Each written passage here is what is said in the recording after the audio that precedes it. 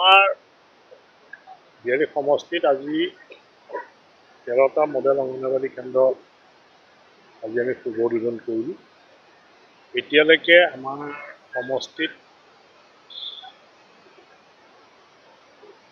45টা অংগনবাড়ী কেন্দ্ৰ সম্পূৰ্ণ হ'ল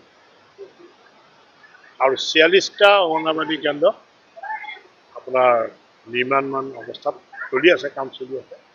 মুঠতে 91টা মডেল অংগনবাড়ী চেণ্টাৰ আমি এই বছৰলৈকে আমি পাবৰ কাৰণে সক্ষম হ'লোঁ আৰু মই আশা ৰাখিছোঁ চৰকাৰে হয়তো আৰু 5 বছৰৰ ভিতৰত যিমান অংগনবাড়ী চেণ্টাৰবিলাক গোটেইখিনি মডেল অংগনবাড়ী চেণ্টাৰলৈ ডেভেলপ কৰিব পাৰে।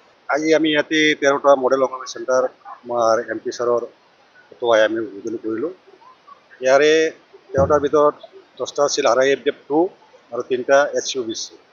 গতিকে এই 13টাৰ সৈতে কেইমাহমান পূৰ্বে আমি 21টা নিৰ্ধাৰ একেলগে উদ্বোধন কৰিছিলোঁ।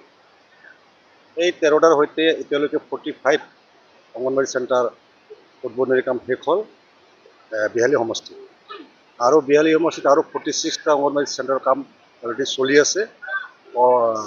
6 মাহৰ ভিতৰত সেইখিনিও শেষ হ'ব বুলি আমি আশা। প্ৰতিটো অংগনবাড়ী চেণ্টাৰ 25 লাখকৈ টকা তাৰমানে চেংচন আছে।